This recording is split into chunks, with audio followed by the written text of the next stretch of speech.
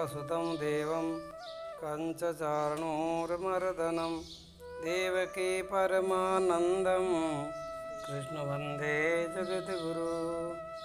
बोलिए सच्चिदानंद भगवान की जय हो। आदरणीय सब धर्म प्रेमी सज्जनों, श्रीमद् भगवद गीता अध्याय 5 मंत्र 13। यहाँ से भगवान कहते हैं सांख्य योग की स्थिति का वर्णन। हे अर्जुन,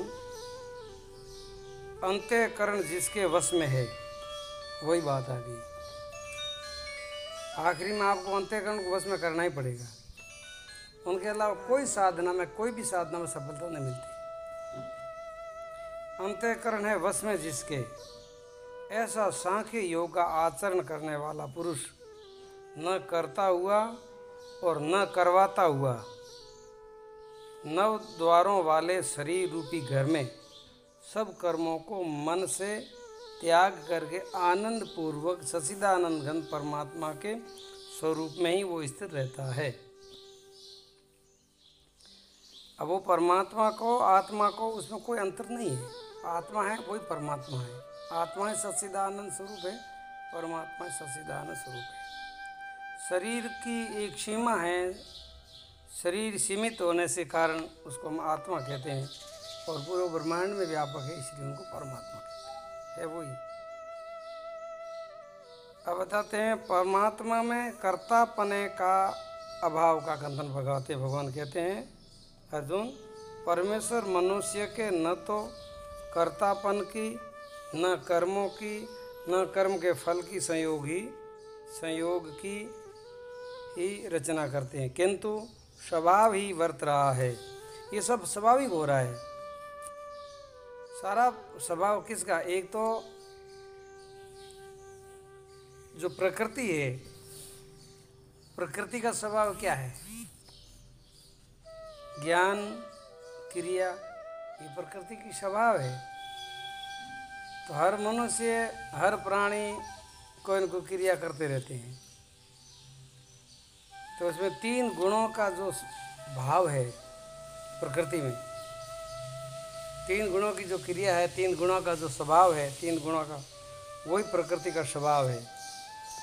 और आत्मा का स्वभाव क्या है? आत्मा का स्वभाव तो सच्चिदानंद स्वरूप ही है। तो स्वभाव को किसी से अलग किया नहीं जाता। पर होता क्या है, आत्मा अपने स्वरूप को भूल करके प्रकृति के कार्यों को अपना मान लेता है अज्ञान के कारण।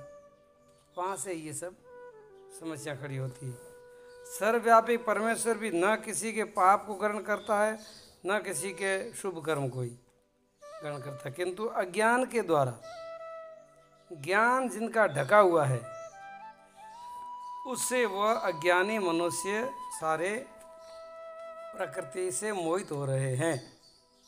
अब इस मोह की निवृत्ति विवेक के द्वारा होती है, ज्ञान के द्वारा होती है। यानी कि संपूर्ण क्रिया, कर्म, भाव, विचार, नाम, रूप सब प्रकृति का है, और मैं तो इन सारे तत्वों का, प्रकृति के गुणों तत्वों का साक्षी चेतन तत्व हूँ।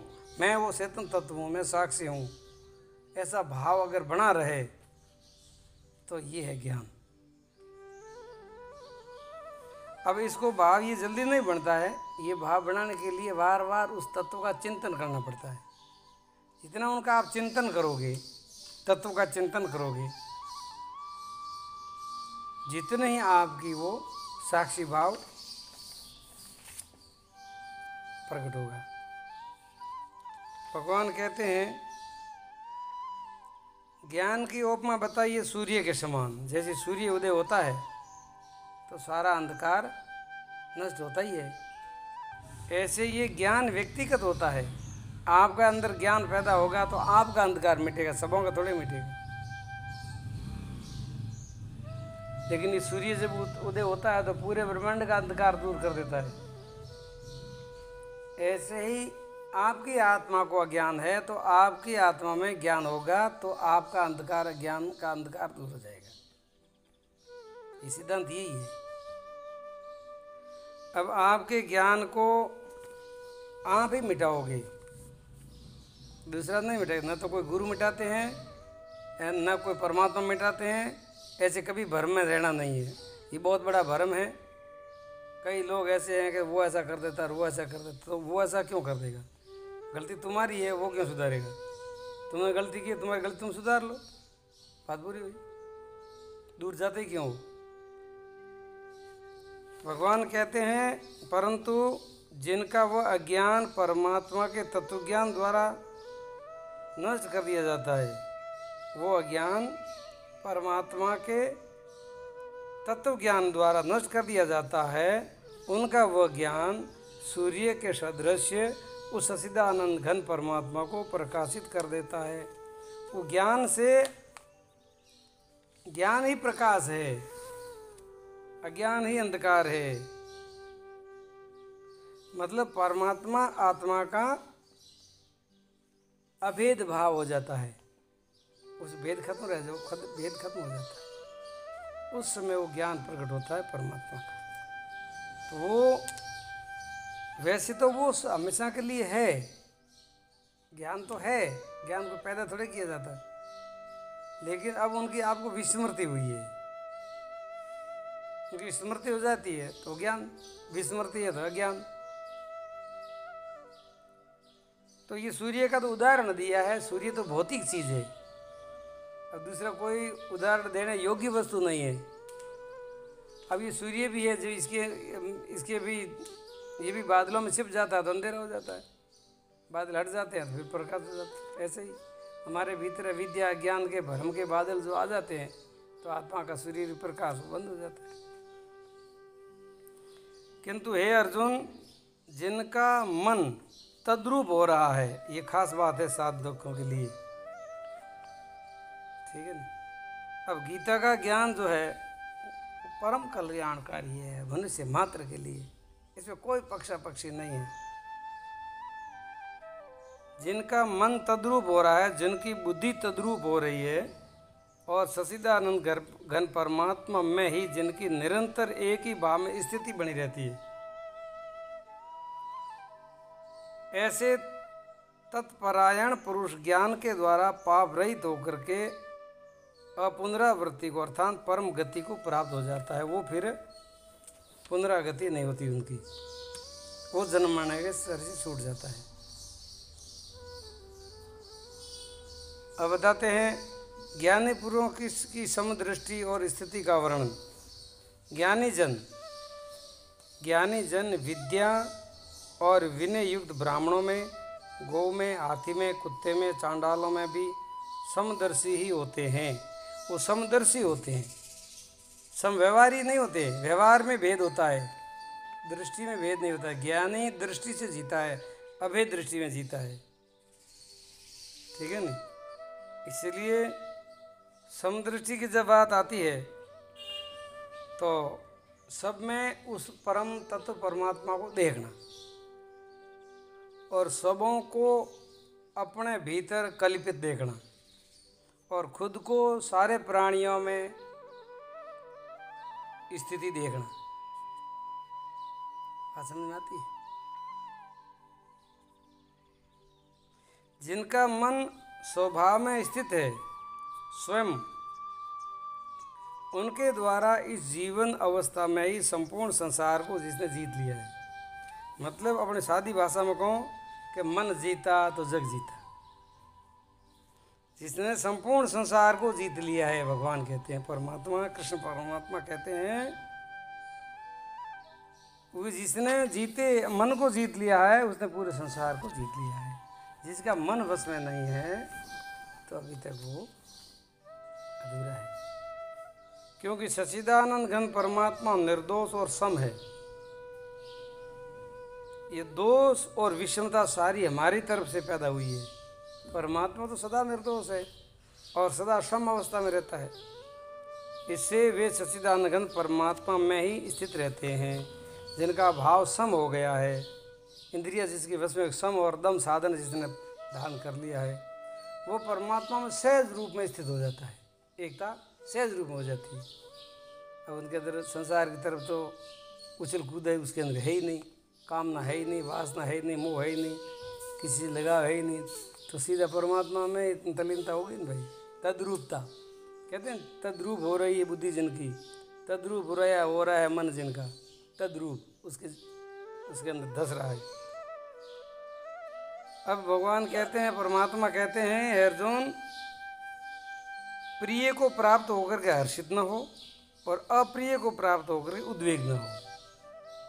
वो स्थिर बुद्धि, संशय रहित, ब्रह्मवेता पुरुष, सच्चिदानंद घन पर ब्रह्म परमात्मा में एक ही भाव में वो स्थिर रहता है। अब कबीरपंथियों ने इनका बहुत ही अलग अर्थ कर दिया है, अनर्थ कर दिया, गीता का अर्थ का अनर्थ ही कर दिया है कि ये कृष्ण उस परमात्मा की बात करता है, उस परमात्मा की, उसका नहीं, वो स्वयं वही है भाई, वही तो बोल रहा है। गीता में कितनी ही जगह परमात्मा ने खुद बताया है कि अर्जुन वो सब कुछ मैं ही हूँ, जो तेरे सामने खड़ा हूँ।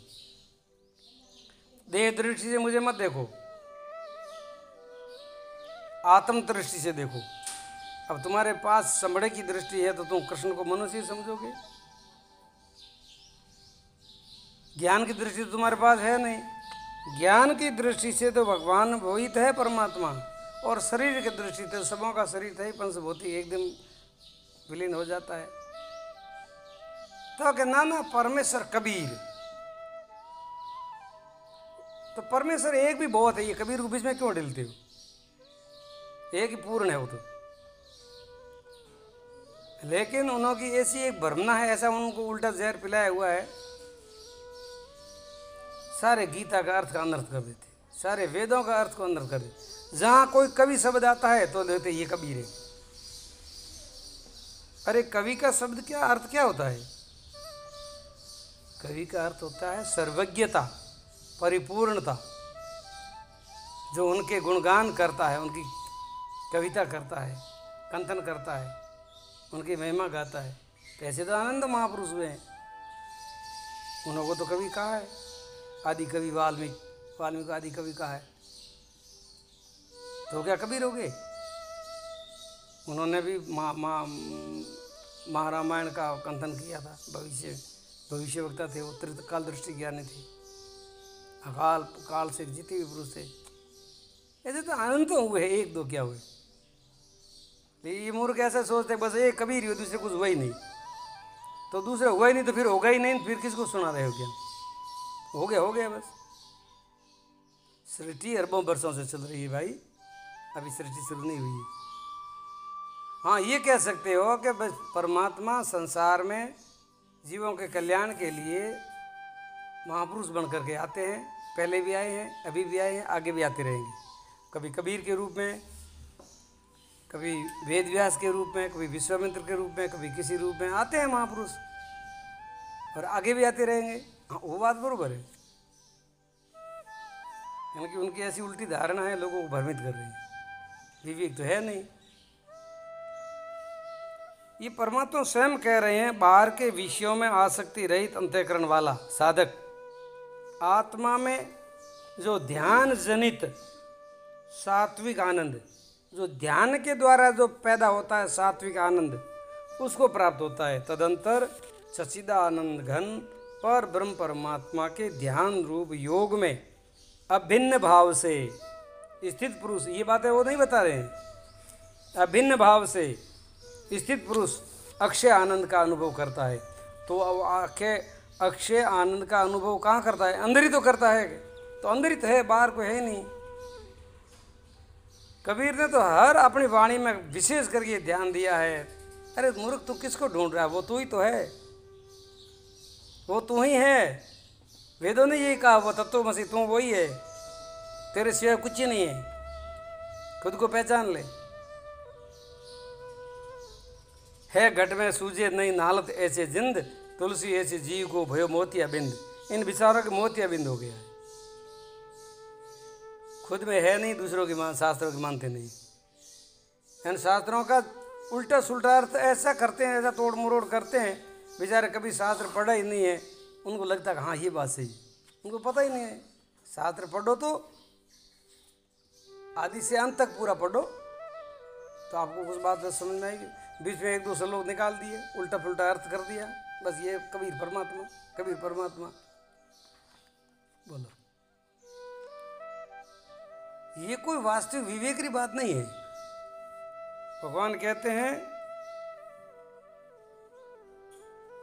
वो ही परमात्मा सच्चिदानंद घन परब्रह्म परमात्मा के ध्यान रूप योग से अभिन्न भाव से स्थित पुरुष अक्षय आनंद का अनुभव करता है। वो अक्षय आनंद का अनुभव करता है जो इंद्रियों तथा विषयों के संयोग से उत्पन्न होने वाले सब भोग वे यद्यपि विषय पुरुषों को भले सुख रूप भासते हो, लेकिन वो निसंदेह वो दुख रूप ही है, आदि अंत वाले अर्थात अनित्य।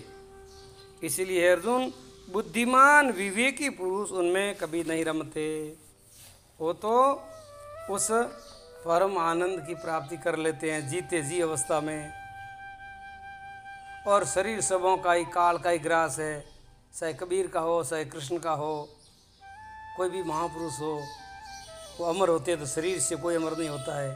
शरीर सबों का नाश हुआ है, काल के मुख में गया है और आगे भी होता रहेगा। लेकिन शरीर की तरफ मत देखो, उनकी ज्ञान की तरफ दृष्टि देखो, कहता क्या उनको समझो और समझ करके उसके अंदर गहराई में जाओ। वो तत्व है जो काल में नहीं आता है, बाकी सब काल का ही चक्कर है। शास्त्री कहते हैं ये सारा सारा पुनरावृत्ति वाला लोग है। भगवान गीता में कहते हैं ये संपूर्ण पुनरावृत्ति का चक्कर है, ठेठ छोटे से कीड़े से लगा करके ब्रह्मा तक भी वो सब काल का ही चक्कर है, काल के ही चक्कर में जाते हैं सब। लेकिन मेरा जो परम धाम है वो अविनाशी पद है, मेरे को जो प्राप्त कर, अब भगवान कहते हैं मेरे ही शरण में आता है या मेरे को प्राप्त कर लेता है तो वो काल के चक्कर में नहीं आता। तो वो अब कौन बोल रहा है? वो परमात्मा ही बोल रहा है। शरीर थोड़ा ही, शरीर कोई अविनाशी थोड़ा ही किसी का ही। आत्मा सबों का ही अविनाशी है, शरीर सबों का ही नाशवान है। कबीर हो, गोरख हो, बुद्ध हो, महावीर हो, कोई भी हो, शरीर सबों का ही नाशवान नहीं है, प्रकृति से बना हुआ है। अगर उस संसार में आए हैं, बोले हैं, यात्रा की है, उपदेश किया है, जो कुछ किया है तो भौतिक शरीर से ही किया है। आकाशवाणी महापुरुषों को होती है तो आकाशवाणी होती है नहीं, वो भी समय सीमा में होती है, इसलिए वो भी काल में जाती है, क्योंकि समय से होती है, समय से खत्म हो जाती है आकाशवाणी भी। लेकिन आपका तत्व ज्ञान कभी नष्ट नहीं होगा, आकाशवाणी तक भी काल के मुख में जाती है। इसलिए ये तत्व को रहस्य समझ करके, गीता का रहस्य बहुत गहन है, आप चिंतन करोगे निपक्ष भाव से, अपनी धारणा छोड़ करके, पक्षापक्षी छोड़ करके, मत पंथ के जाल को छोड़ करके सीधे सरल हृदय भाव, जिज्ञासा भाव समझने की कोशिश करोगे तो ये गीता सर्वोपरि ज्ञान है, मन से मात्र के कल्याणकारी है। इसलिए आज यहाँ गीता को विराम, आगे की सत्संग फिर कल होगी। सब धर्म प्रेमी सज्जनों से ये अनुरोध है, ये गीता का ज्ञान बार बार सुने, समझें और अपने मित्रों को भी प्रेरणा दें, अपने ग्रुप को भेजें, ताकि अपने सनातन धर्म का जो सारांश ग्रंथ है वो गीता है, वेदों का सार गीता है, उपनिषदों का सार गीता है। अगर कोई समझेगा तो उनका बहुत ही कम समय में, एक ही जीवन में परमात्मा की प्राप्ति हो जाएगी और जन्म मरने का चक्कर छूट जाएगा, काल से भी वो आगे निकल जाएगा, काल के सिर पर भी वो पांव रख करके परम पद की प्राप्ति कर लेगा। बोली सच्चिदानंद भगवान की जय हो।